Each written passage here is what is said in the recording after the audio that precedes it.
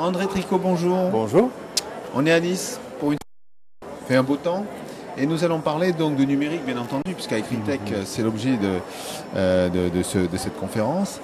Vous avez travaillé sur le sujet de l'impact du numérique dans les apprentissages, comme beaucoup, mais a priori vous avez des réponses un petit peu différentes sur le fait que le numérique puisse avoir une modification dans la façon d'apprendre. Alors, est-ce que c'est vrai et pourquoi? Oui, effectivement, j'ai essayé de nuancer le propos avec une définition des apprentissages en classe comme nécessitant de la motivation des élèves, l'attention des élèves, la réalisation de tâches par les élèves et enfin l'apprentissage de connaissances par les élèves. Et ça a permis effectivement, en distinguant ces 4 aspects de l'apprentissage en classe, d'avoir un discours un peu nuancé sur le numérique en disant par exemple sur la motivation, il y a un effet souvent positif, mais sur la motivation ça ne veut pas forcément dire sur l'apprentissage, que sur l'attention il y avait parfois des dérives chez les concepteurs de ressources numériques qui faisaient des supports trop riches avec trop d'informations qui au bout d'un moment ne facilitent pas l'apprentissage parce qu'on se noie sous l'information, que sur les tâches, c'est extrêmement intéressant ce qui est en train de se passer parce que des tâches aussi fondamentales que comprendre un texte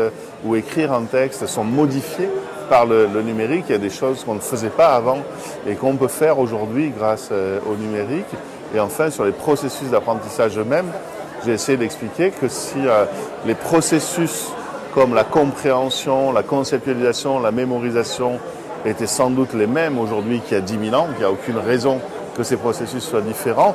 Par contre, les conditions de leur mise en œuvre peuvent être impactées par le numérique. Par exemple, le fait de pouvoir recevoir en retour immédiat sur ce qu'on a fait, la réponse qu'on a apportée est-elle correcte ou incorrecte, le fait que 30 élèves qui apprennent en même temps puissent recevoir en retour non seulement immédiat mais personnalisé, ça ne modifie pas le processus d'apprentissage, mais la mise en œuvre de cet apprentissage peut se trouver améliorée grâce au numérique. Si je comprends bien ou si je rajoute des choses, c'est parler du numérique, peut-être plutôt parler des numériques, parce qu'en fait, l'écran, c'est l'écran, Twitter, c'est un autre problème, la ressource, voilà, donc quand on parle du numérique, c'est un peu facile. Exactement, oui, c'est bien un des problèmes essentiels du domaine, c'est que sous ce nom, le numérique, qui ne veut rien dire, il faudrait qu'on parle déjà des technologies du numérique, et sous les technologies du numérique, il faudrait sans doute qu'on apprenne à catégoriser. Alors il y a des catégorisations assez anciennes, par exemple une qu'on est en train de retravailler, qui avait été proposée par Erika De Vries en 2001, qui distinguait les exerciceurs, les espaces d'exploration documentaire, etc., qui sont des catégories dont la plupart sont encore valables aujourd'hui, mais qu'il faudrait enrichir. Et effectivement, parler du numérique, il faudrait descendre d'un niveau, parler par type d'application, ou, c'est ce qu'on essaie de faire dans l'Académie de Toulouse en ce moment, partir par la fonction pédagogique. Si je prends la fonction pédagogique, je sais pas, produire un texte par des élèves, les élèves doivent produire un texte. Donc ça, c'est une fonction. On sait qu'en classe, plusieurs fois, on demande à des élèves de produire un texte. Et là, et on le demande pour des bonnes raisons, par exemple d'organisation de la pensée, de développement de l'argumentation, que sais-je. Et là, l'idée, ce serait de dire, cette fonction pédagogique, elle existait il y a 20 ans, elle existait il y a 50 ans, elle existait il y a 100 ans. Aujourd'hui, elle existe dans un contexte où il y a des outils numériques qui peuvent venir modifier la façon dont on met en œuvre cette fonction pédagogique et pourquoi pas l'améliorer. Elle s'adapte en fait. Exactement.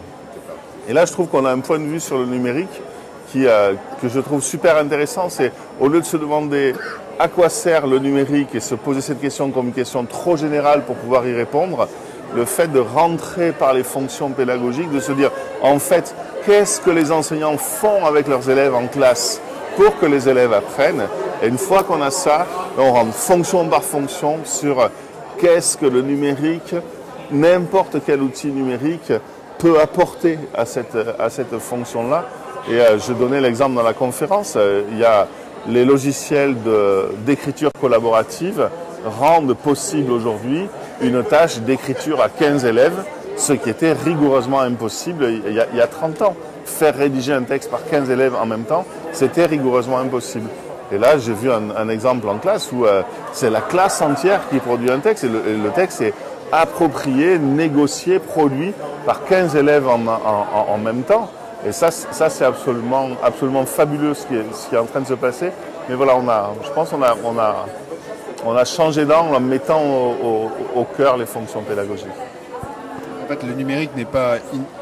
L'avantage numérique, c'est pas inhérent en lui-même, mais c'est plutôt comment effectivement on le met en œuvre et quel type d'efficacité il peut y avoir.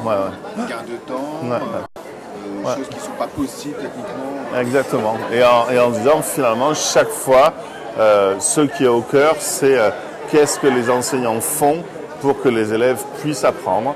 Et l'idée, c'est de dire un outil, il doit pouvoir apporter une plus-value à ce cœur du métier d'enseignant, c'est qu'est-ce que je fais faire à mes élèves pour que ceux-ci apprennent, étant donné que je ne peux pas apprendre à leur place.